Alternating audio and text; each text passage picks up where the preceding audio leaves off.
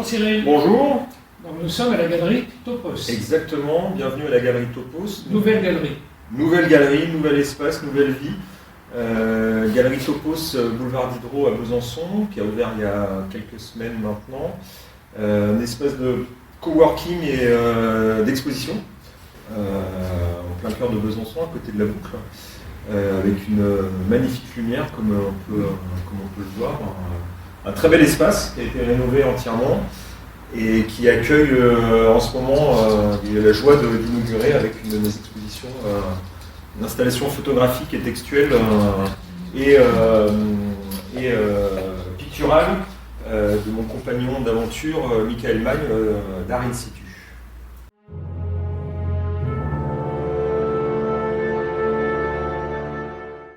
Donc cette expo, première exposition dans cette toute nouvelle galerie Topos. Donc une exposition en deux parties. Vous avez travaillé à deux. Alors on a travaillé à quatre mains. Quatre mains. Deux cerveaux, quatre mains. Deux personnes. Deux personnes, exactement. Donc toi on te retrouve. Alors moi, voilà. Exactement, moi je suis sur cette partie-là et Michael est sur cette partie-là, mais en fin de compte, on peut s'approcher. On pourrait penser que ce sont deux parties différentes, mais ce sont deux faces d'une même histoire. En fin de compte. Ici, on a une histoire qui se déploie. Alors, ça c'est vraiment, moi c'est vraiment ce que j'ai fait, c'est texte et photographique. Textes et photographies qui me sont venus en fait quand on a commencé à investir les lieux et qu'on a fait les travaux. Alors il faut savoir que c'était pas du tout comme ça avant, c'était tout vieillot, c'était tout abandonné, c'était tout cloisonné exactement, c'était pas aussi lumineux. Et donc moi je suis venu au moment avant les travaux, avant et pendant les travaux, faire des photos de tout ce lieu qui était en train d'être transformé par Michael et puis par moi aussi, parce que j'ai fait des choses ici. Et voilà, donc mon idée c'était de documenter la disparition de ce lieu. Et donc pour documenter la disparition de ce lieu, j'ai fait apparaître une jeune femme qui y travaille, qui s'appelle Ludivine, qu'on découvre tout au long de ce texte, sur toute cette ligne de vie de Ludivine. Donc Ludivine parle sur chaque feuille. Voilà, Ludivine parle, c'est un... Semaine 1, jour 1. C'est un journal intime en fait, c'est le journal intime de son travail, un journal de travail. Jour 10, 11, exactement. 12, 13. On passe les semaines, on passe les mois avec elle, et on passe aussi d'une photo à l'autre, qui illustre ou pas, qui illustre pas ces longues journées de travail dans ce lieu qui est en train de disparaître, qui nous a disparu, qui elle aussi qui est en train de disparaître un peu avec elle. Donc photo argentique. Ouais, photo argentique. Tirage papier de photos retravaillées, de photos bidouillées, de photos vieillies. Uniquement du lieu. Et uniquement sa du lieu. transformation. Exactement, uniquement du lieu pendant cette transformation. D'un lieu qui n'existe plus en fait, parce que tous les carreaux au sol, on les voit plus, les taches sur les murs, on les voit plus. Tout a été refait, maintenant c'est tout beau, tout propre. Et au fur et à mesure, Ludivine parle. Exactement. Vendredi, dernier jour de la semaine, 8h, je déverrouille la porte, je pénètre dans les locaux vides. Il aurait été surprenant que mes collègues soient arrivés un vendredi matin. Voilà, donc il faut savoir qu'en fait Ludivine, elle est seule dans ce local. Elle ne sait pas pourquoi elle est embauchée. Elle est seule toute la journée.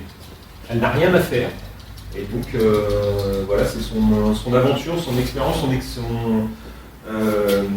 son expédition dans ces lieux vides et abandonnés qu'on suit tout le long de ce texte. Dois-je faire le silence? Est-ce le silence qui m'entoure ou est-ce moi qui le provoque? Voilà. Elle devait stresser un peu. Il y a un petit peu de stress et puis en fin de compte, elle finit par s'approprier les lieux, par apprivoiser le silence, par comprendre le silence. L'ennui aussi, des longues heures d'ennui à rien faire. Là, on voit, il y a une journée de rien. Là, rien. Et puis en plus, il y a tout un travail, moi j'ai fait tout un travail typographique sur le texte pour que... Donc, le texte est travaillé aussi en typographie. Exactement, le texte est travaillé en typographie. Moi j'aime beaucoup le fond et la forme quand je fais mes textes. Donc là, comme c'était exposé, Il n'y avait pas que les mots qui étaient importants, il y avait aussi la façon de les exposer. Je voulais pas, voilà, par exemple, je voulais pas que ce soit un papier blanc, je voulais que ce soit un papier plus brun, pour que ça ressorte quand même un peu. Ça servira aussi de nouvelle pour le prochain livre. Ouais, exactement. Alors je pense même que je vais éditer sûrement en auto-édition, je vais éditer le texte et les photos dans un livret que je mettrai en ligne et qu'on pourra télécharger et imprimer à la demande sur une plateforme quelconque pour l'avoir à soi. Et ensuite, Michael, lui, a travaillé donc, par rapport à... Voilà, par rapport à ça, parce qu'en fait, il faut mettre... Alors, sans gâcher le plaisir de la lecture et de la découverte de l'histoire, il y a quelque chose d'autre qui s'immisce dans le texte.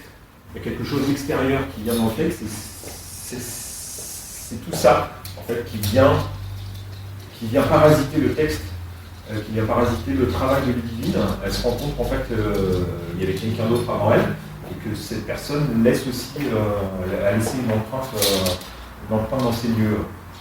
Ces esprits, ces fantômes qui... Exactement, il y a des feuilles. Voilà, il y a un côté fantomatique, et on remarque que l'installation picturale de Michael disparaît elle aussi petit à petit, ça s'efface des murs. Peut-être que dans quelques semaines ou quelques mois, il n'y aura plus rien.